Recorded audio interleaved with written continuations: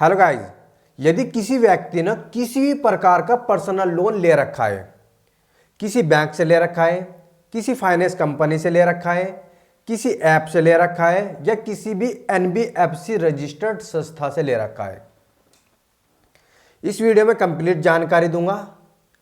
आपके साथ क्या होगा, क्या आपके घर नोटिस आएगा, क्या एजेंट आएंगे, क्या कोर्ट केस होगा, क्या पुलिस आपको ले जाएगी और जेल होगी तो आपको कितने दिनों की होगी। गाइज, केवल आपसे एक लाइक चाहिए और इस वीडियो में कंप्लीट आपको जानकारी मिलने वाली है। गाइज, जितना छोटा अमाउंट उतनी ही ज़्यादा परेशानी, जितना बड़ा अमाउंट उतनी ही कम परेशानी। अब समझेंगे किस प्रकार से ये परेशानी है और क्यों छोटे अमाउंट पे ज़्यादा परेशानी है। यदि मैंने खुद आपको 2,000 रुपये दे दिए, ठीक है, और आपकी रख ली लाखों की चीज़, ठीक है, तो मैं 2,000 रुपये पे आपको परेशान करूँगा। क्यों? क्योंकि मैंने तो लाखों की चीज़ रख रखी है। आपको रोज़ कॉल करूँगा, एसएमएस करूँगा, नोटिस करूँगा, मैसेज भेजूँगा और आपकी जब लाखों की चीज़ है तो 2,000 रुपये के 5,000 करूँगा, 5,000 के 10 करूँगा, 10 के 20 करूँगा। क्यों? क्योंकि मेरे पास आपकी लाखों की चीज़ फंस गई और उस पैसे लेने के लिए आपको रोज़ परेशान करूँगा, ठीक है। इसी प्रकार से आपका जो सिबिल होता है वो लाखों रुपए का होता है। यदि आप छोटा अमाउंट ले लेते हैं तो आपको परेशान किया जाता है बहुत ज़्यादा और आपसे ज़्यादा पैसे वसूले जाते हैं। किसी भी ऐप से, कंपनी से या बैंक से आपने कोई भी फाइनेंस लोन ले रखा है, पर्सनल लोन ले रखा है, तो आपको छोटे अमाउंट पे बहुत ज़्यादा परेशान किया जाता है। आपको ऑफर भी जल्दी नहीं देते क्योंकि छोटा अमाउंट 2,000 रुपये उन्हें बिजनेस करना है तो आपको परेशान ज़्यादा किया जाता है। इसी प्रकार लाखों का सामान रख रखा है, छोटा अमाउंट आप बिल्कुल ना ले। अगर आपने छोटा अमाउंट ले रखा है तो उसे जल्दी से जल्दी रीपेमेंट करें और अपना सिविल सही करें। लेकिन अगर आप रीपेमेंट नहीं करेंगे तो आपका सिविल बिल्कुल नहीं सही होएगा और आपको दूसरा लोन बिल्कुल नहीं मिलेगा। तो गाइज, आपको कॉल करी जाएगी, एसएमएस करे जाएंगे, नोटिस भेजेंगे, एजेंट आएंगे और आपको केस का भी धमकी देंगे छोटे अमाउंट पर। कोर्ट केस की भी यहाँ पर धमकी मिलेगी, आपको लोक अदालत तक भी यहाँ पर जाना पड़ सकता है। बाद में बताऊंगा कि आपको पुलिस भी ले जा सकती है और जेल होगी तो कितने दिनों बाद होगी। लेकिन अब समझेंगे हम बड़े अमाउंट पर। यदि आपने बड़ा अमाउंट ले रखा है, 5 लाख रुपए ले रखा है, तो 5 लाख रुपए आपने यदि ले लिया तो आपको ज़्यादा परेशान नहीं किया जाएगा। क्यों? क्योंकि अमाउंट ज़्यादा है। पर्सनल लोन केवल ये समझ लीजिए सिबिल मैटर है।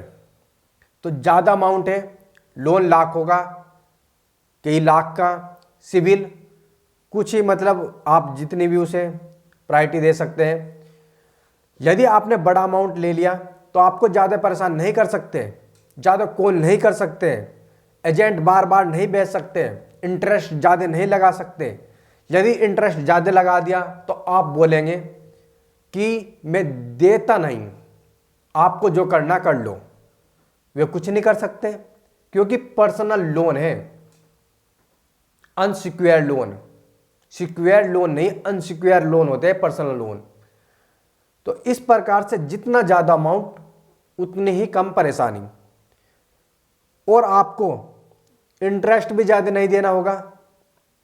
और यहाँ पर यदि आपने 5 लाख रुपए ले लिए तो आपको ऑफर भी जल्दी मिलेगा क्योंकि कंपनी की ज़्यादा अमाउंट फंस चुकी है और ज़्यादा अमाउंट फंस चुकी है तो वे सोचेगी यदि ज़्यादा अमाउंट गया तो मेरा बिजनेस ही बंद हो जाएगा। काफ़ी सारे बंदों को दे के रखती है बैंक वगैरह। तो इस तरीके से कंपनी सोचती है कि जल्दी से जल्दी से ऑफर दिया जाए और इससे अपना पैसा वसूल किया जाए। आपको सेटलमेंट ऑफर भी जल्दी मिलेगा, आपको बैंक लोन ऑफर रिटर्न वो भी जल्दी ही मिलेगा। सब्सिडी वगैरह जितनी भी मिलती है जल्दी से जल्दी मिलेगी, क्योंकि बैंक समझ चुकी है कि इस बंदे पे मेरा पेमेंट नहीं दिया जाएगा, तो इसलिए जितना भी अपना पैसा दे रखा है वो ही वसूल किया जाए। यदि फिर भी रीपेमेंट नहीं कर पाते आप, तो आपको फिर जाना पड़ सकता है कोर्ट।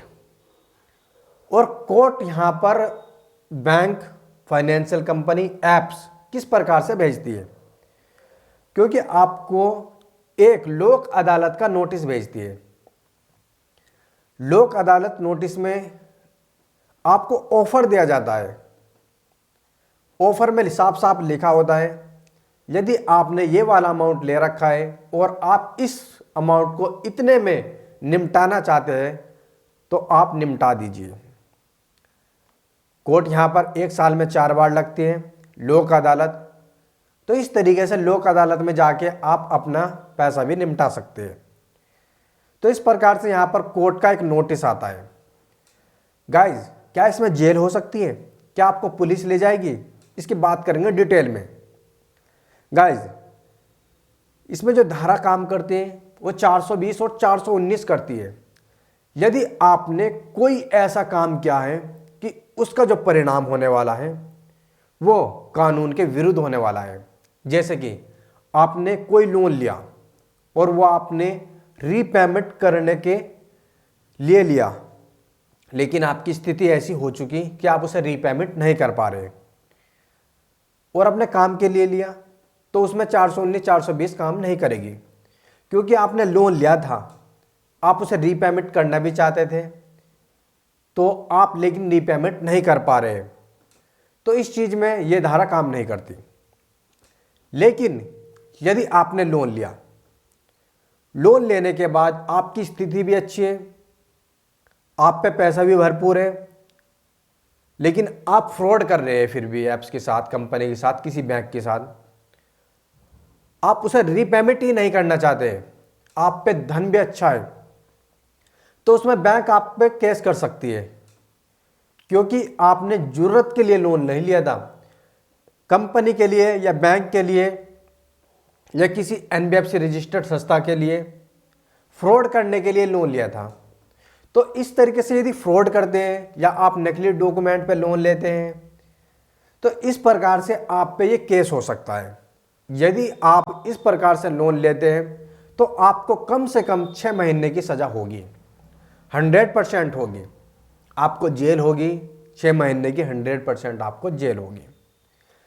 गाइज, यदि आप किसी प्रकार का कोई भी फ्रॉड नहीं कर रहे, आपकी स्थिति बेकार हो चुकी है, आप लोन रीपेमेंट भी करना चाहते हैं, तो उस स्थिति में आपको कुछ नहीं होगा। गाइज, छोटा अमाउंट हो, बड़ा अमाउंट हो, रीपेमेंट करने में देर लग जाती है। लेकिन गाइज, यदि आपने छोटा अमाउंट ले रखा है तो इसलिए आप ये समझ लीजिए कि आपने लाखों का सिबिल अपना बेकार कर रखा है। केवल पर्सनल लोन होता है अनसिक्योर्ड लोन होता है आपका सिबिल मैटर पे, और सिबिल आप सही भी कर सकते हैं और बेकार भी कर सकते हैं। यदि आप सही करना चाहते हैं तो आपको रीपेमेंट करना पड़ेगा, तभी आपका लोन पेड हो जाएगा और आपका सिबिल भी सही हो जाएगा। यदि आप सही नहीं करना चाहते हैं तो आप उसे ड्यू में रख सकते हैं, फिर आपको लोन नहीं मिलेगा, आप यहाँ पर डिफ़ॉल्टर में चले जाएंगे, आपका लोन एनपीए में डाल दिया जाएगा और इस प्रकार से दोबारा भविष्य में आपको कभी लोन नहीं मिलेगा। तो अगर आपने कोई भी पर्सनल लोन ले रखा है तो सिबिल ही मैटर करता है और इसी प्रकार की आपको प्रॉब्लम आ सकती है। गाइस, यदि फिर भी आपको कोई प्रॉब्लम आ रही है तो आप कमेंट बॉक्स में छोड़ सकते हैं।